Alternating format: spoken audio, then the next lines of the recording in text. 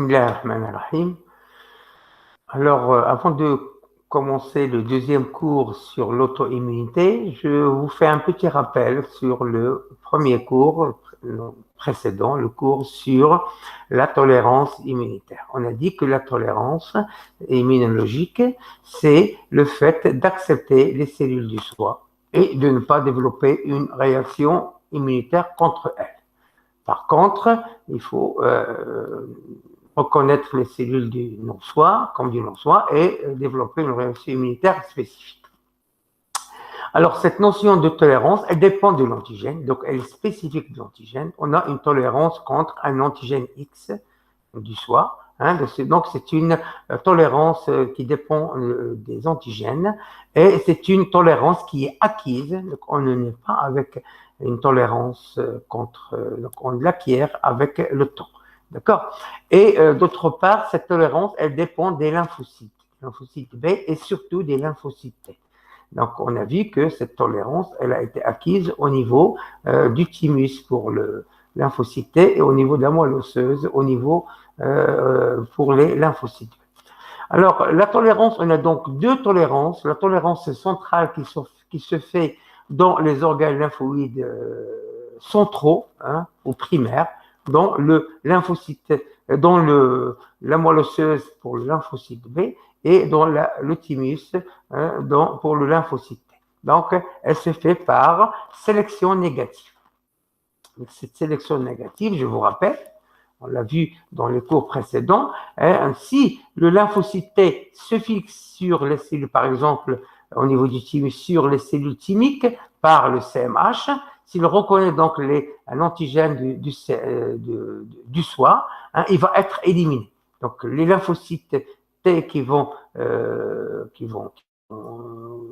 résister, donc qui vont rester, ne doivent pas reconnaître les antigènes du soi. D'accord? La même chose pour le lymphocyte B au niveau de la moelle osseuse. Donc, c'est la sélection centrale, sélection négative au niveau central. Il existe également la tolérance périphérique qui se fait dans les organes lymphoïdes périphériques, donc les ganglions lymphatiques, dans les ganglions lymphatiques et dans la rate. Dans ce cas-là, le lymphocyte T autoréactif, s'il est activé, il va se transformer en lymphocyte T régulateur, ce qui va, au niveau périphérique, stopper la réaction immunitaire spécifique. Donc, c'est ce qu'on appelle la tolérance périphérique qui se fait au niveau périphérique. Et le mécanisme de cette tolérance, ça se fait par deux mécanismes, ou bien par apoptose, par liaison phase-phase-cell, comme on a vu, ou bien par anergie, ça veut dire par l'arrêt ou bien par l'absence des signaux de co-stimulation, même s'il y a une première stimulation par le CMH-TCR, la deuxième stimulation n'a pas eu lieu, donc elle se fait donc, pourquoi? Parce que par absence des signaux de co-stimulation. Alors, il y a aussi un cas particulier, c'est la tolérance orale donc pour les aliments, et aussi la tolérance pour les bactéries de la flore intestinale. Donc, il y a la même chose. Donc, au niveau des cellules dendritiques, ne vont pas synthétiser, ils vont synthétiser très peu ou pas du tout de signaux de protéines de co-stimulation. Ça veut dire qu'on n'aura pas de co-stimulation. Donc, il y a arrêt de la réaction immunitaire spécifique, d'où la tolérance pour ces deux choses. Alors maintenant, aujourd'hui, on va voir donc, la conséquence de cette tolérance. S'il y a un problème au niveau de la tolérance, on va avoir ce qu'on appelle l'auto-immunité. Alors l'auto-immunité, c'est quoi? C'est la rupture des mécanismes de tolérance qui conduit à l'action pathogène du système immunitaire vis-à-vis des constituants naturels de l'organisme du soi.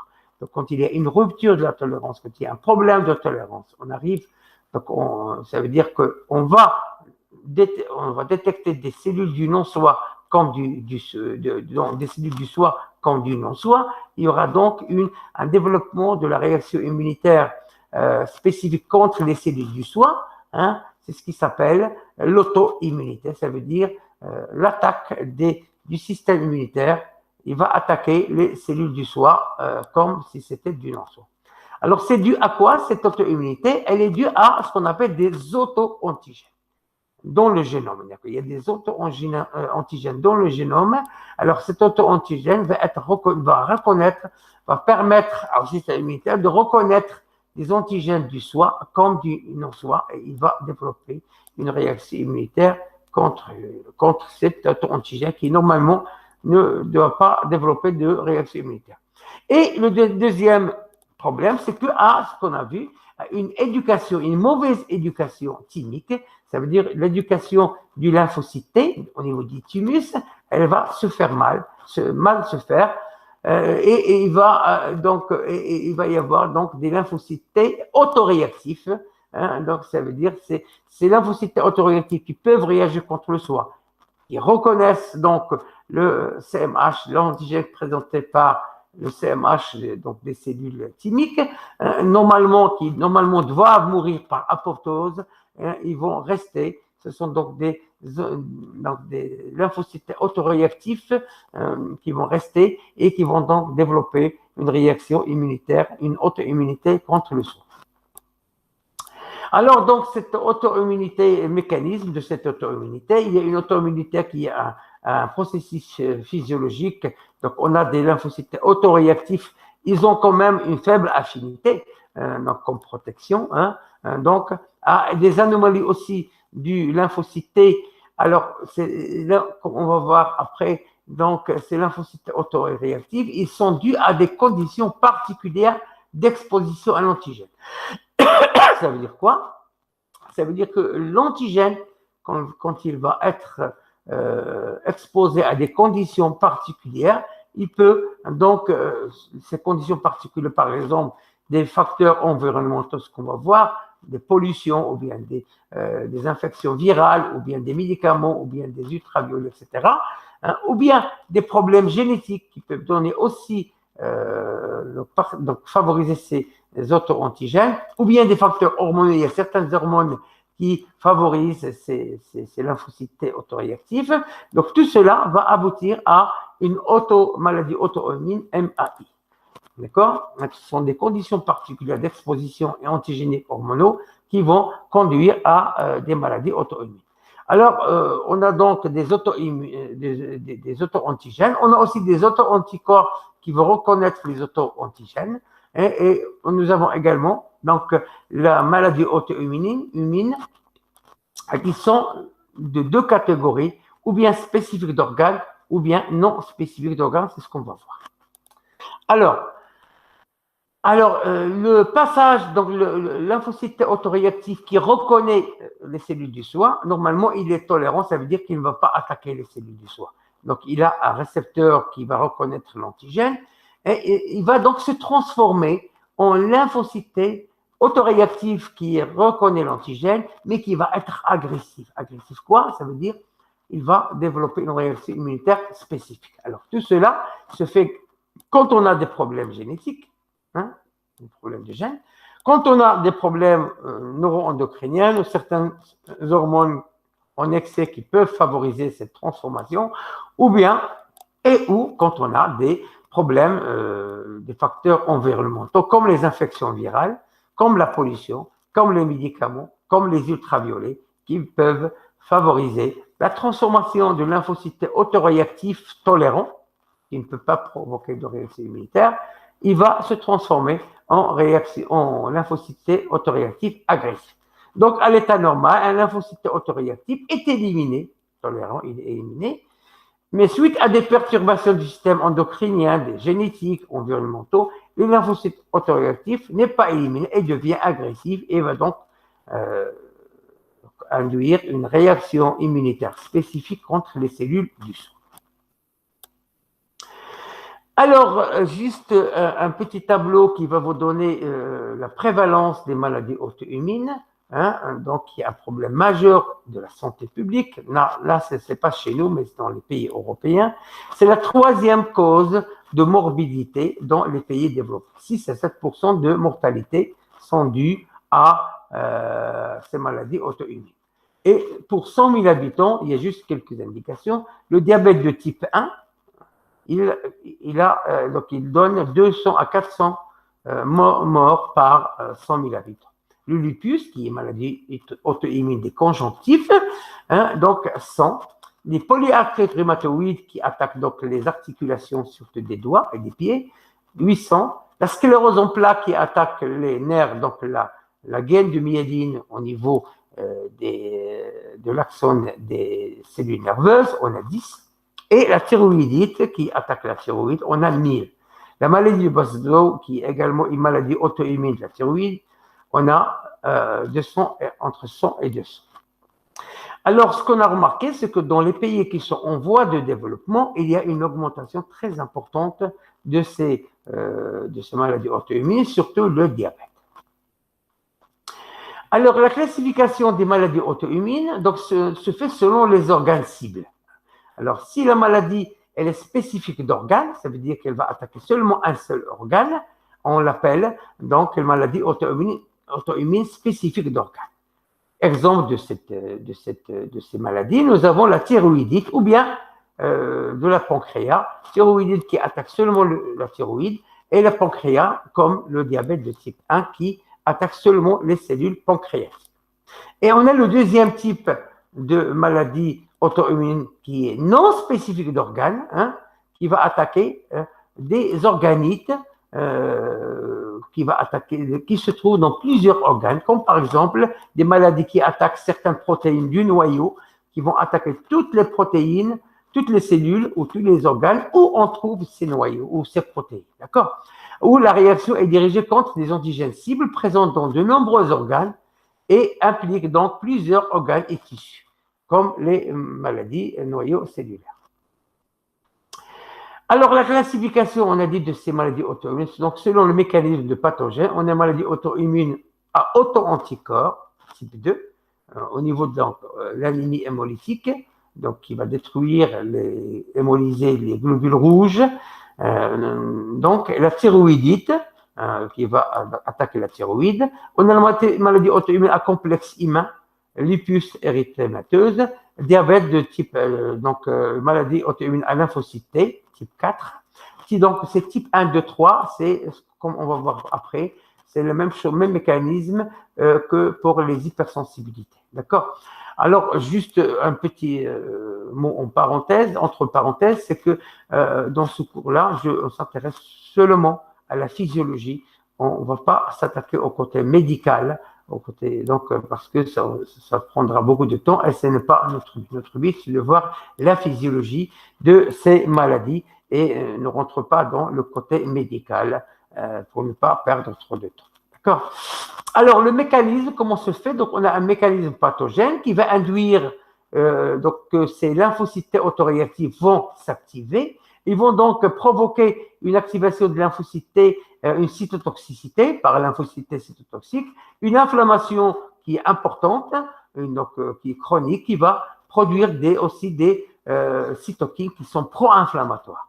Alors, tout cela, ça va produire donc une inflammation tissulaire, ce qui va provoquer la destruction des lymphocytes B au niveau des cellules de Langerhans, ce qui va donner le diabète de type 1, ou bien au niveau de la synovie, hein, donc ça va attaquer la synovie, donc c'est du liquide qui se trouve entre donc les os, dans les articulations, ça va provoquer une polyarthrite rhumatoïde, ou bien au niveau nerveux central, ça va attaquer la myéline de l'axone des cellules nerveuses, ce qui va donner la sclérose en plaques. D'accord?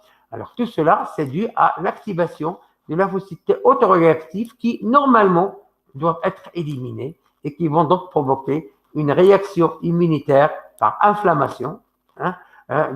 Donc, ça va attaquer des cellules du foie, des organes, ce qui va donner des maladies auto-immunes spécifiques d'organes ou bien non spécifiques d'organes. Alors, ces maladies auto-immunes, elle est multifactorielle. Ça veut dire qu'il y a plusieurs facteurs. Comme on l'a dit, des facteurs génétiques, des facteurs exogènes, des facteurs hormonaux et aussi des facteurs inflammatoires. Quand il y a des inflammations chroniques, ça peut provoquer des maladies auto-immunes et des lésions tissulaires qui vont rester tout le temps. D'accord?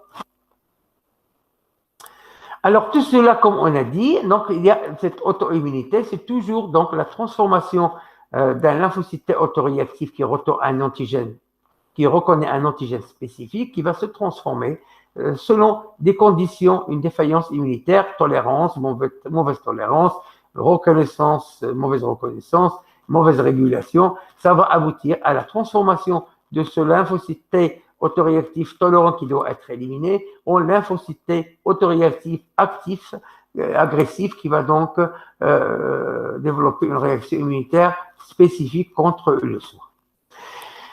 Alors, dans ce schéma qui est assez chargé, j'ai résumé un peu les maladies auto-immunes spécifiques d'organes. Et là, ce sont les principales maladies qui vont attaquer le principal organe de l'organisme. Alors, tout d'abord, on a donc synthèse d'anticorps anti-insuline, ou bien anti-cellules de Langerhans, qui vont donc attaquer le pancréas et provoquer donc le diabète insulinodépendant. D'accord? Deuxième type d'auto-immunité spécifique d'organes donc ce sont des anticorps qui ont été développés et qui vont attaquer les thyroglobulines, donc qui va attaquer donc la thyroïde, ce qui va donner la thyroïdite de Hashimoto et aussi la maladie de Basedow. Un autre type de maladie auto-immune, donc ce sont donc des anticorps anti-R, anti-récepteurs à l'acétylcholine. Ces anticorps anti-récepteurs à l'acétylcholine qui vont attaquer les jonctions neuromusculaires. Là où vous avez des jonctions neuromusculaires, vont être attaquées, ce qui va donner une myasthénie, ça veut dire des problèmes de musculation, des problèmes de locomotion. Donc, on va avoir des problèmes de contraction musculaire. Des antimyélines, donc ils vont attaquer les nerfs, ça va donner une neuropathie comme la sclérose en plaques. Des antiglobules rouges, qui vont attaquer les globules rouges, ça va donner l'anémie hémolytique dont on a parlé avant. Les antiplaquettes qui vont attaquer les plaquettes sanguines, ça va donner la thrombopénie. Des antipos, donc des antiprotéines qui se trouvent dans la peau, ça va attaquer la peau, ça donne la maladie bulbeuse auto-immune. Des antisurrénales, ce qui va donner la maladie d'Addison, et des antiglomérules qui vont attaquer les poumons et les reins, la membrane basale des reins, des poumons, et ça va donc donner maladie de Goode-Spature. Et enfin, des anti-F intestinaux, ça va attaquer l'estomac et ça va donc donner la maladie de Biermann ou antiglobules rouges. Donc là, c'est un résumé des maladies auto-immunes spécifiques d'organes, ce qui va donc donner des maladies auto-immunes. Donc ça, c'est la première classe des maladies auto-immunes qui est spécifique d'organes. La deuxième classe des maladies auto-immunes, elle est non spécifique d'organes. Alors, non spécifique d'organes, ça veut dire que ça va attaquer des protéines de certains organismes qui se trouvent dans plusieurs tissus, plusieurs cellules. Alors, nous avons d'abord des antinucléaires, ça veut dire des antiprotéines du noyau, qui sont en jaune, anti-DNA, anti-SM, anti-RP, etc. Des anticorps, on va avoir des anticorps contre ces protéines qui vont donc se fixer sur ces protéines et causer des problèmes au niveau des noyaux de plusieurs types de cellules et de plusieurs tissus. Ce sont donc des antinucléaires. D'autres protéines, donc anticorps, donc anti-actine, anti-endomysium, anti-réticulum, anti-mitochondrie, anti-kératine, qui vont donc attaquer donc la kératine ici par exemple, qui vont attaquer les mitochondries, là où anti-réticulum, là où il y a ces organismes, ils vont les attaquer et ils vont donner des maladies au niveau de ces organes. Donc, ces maladies auto-immunes sont non spécifiques d'organes, ça veut dire qu'il faut avoir plusieurs organes qui sont malades à cause de cette maladie auto-immune. Alors maintenant, on va voir le mécanisme d'induction de ces réponses immunitaires. D'accord? Alors, comment se fait cette auto-immunité? Alors, on a dit d'abord qu'on avait un lymphocyte H qui est autoréactif, qui est normalement tolérant, qui doit être éliminé. Il veut être donc activé par des CPA, une cellule présentatrice d'antigènes, qui normalement ne doit pas présenter d'antigènes. D'accord? Ça veut dire une CPA qui normalement va présenter l'antigène, qui normalement ne doit pas être présenté, ou bien des cellules du corps qui sont transformées cellules présentatrices d'anticorps qui présentent des antigènes du soi, hein, au lymphocyte. Alors, le lymphocyte T, il va devenir donc agressif, il va donc développer une réaction immunitaire spécifique selon trois voies. C'est l'une, deux ou les 3 mois en même temps. D'une part, il va être activé, donc il va activer le macrophage, ce qui va libérer des substances qui sont inflammatoires. Hein, ça va donner donc des lésions inflammatoires locales, au niveau local du tissu. Ou bien, donc le lymphocyte T, il va se fixer à des cellules de l'épithélium du tissu cible. Hein, celui-ci qui va présenter donc des antigènes, des auto-antigènes dans des molécules de CMH de classe 2. Alors, le lymphocyte H, il est activé. Il va libérer de l'interleukine 2 qui va transformer les lymphocytes T8, CD8, en lymphocytes T cytotoxiques qui va se fixer sur le tissu, dans ce cas-là, par des CMH de classe 1, ce qui va provoquer la lésion de ces tissus-là, hein, d'où la lésion tissu-là. Et on peut avoir aussi le lymphocyte T qui va coopérer avec des lymphocytes B, hein, qui va se transformer en plasmocytes, donc libérer des auto-anticorps qui vont contre cet auto-antigène qui va être présenté. Hein, donc, on va avoir des auto-anticorps qui vont attaquer les auto-antigènes au niveau tissulaire, ce qui va provoquer des lésions tissulaires.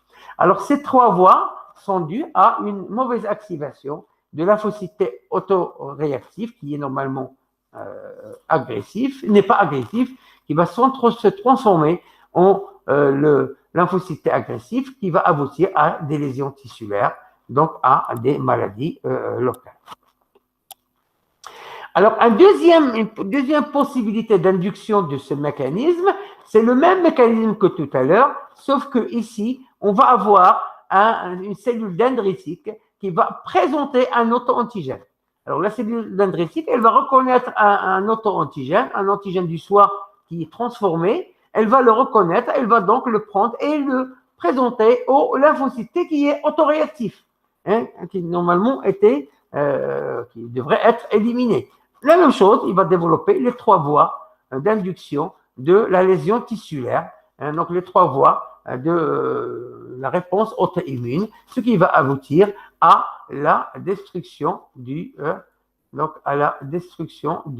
tissu, hein, à des lésions tissulaires. Alors là, on a fini un petit peu cette partie d'auto-immunité. J'ai essayé d'être très bref, de ne pas entrer dans le côté médical qui ne nous intéresse pas. Ce qui nous intéresse, c'est le mécanisme physiologique, le mécanisme cellulaire de cette auto-immunité qui est due, donc, je vous rappelle, à plusieurs facteurs qui vont transformer un lymphocyte T autoréactif qui, normalement, devrait être éliminé, qui va se transformer en lymphocyte T autoréactif agressif, hein, qui va donc développer une réaction immunitaire contre des cellules du soi. Donc, il va provoquer des lésions tissulaires qui peuvent être graves avec le temps, donc qui doivent être traités de façon médicale. Alors, j'espère que j'étais clair dans cette partie de maladie auto-immune. Si vous n'avez pas compris quelque chose, vous pouvez revoir les vidéos. Sinon, vous pouvez m'envoyer des questions au niveau, donc, par email. Je peux vous répondre. D'accord. Et je vous remercie.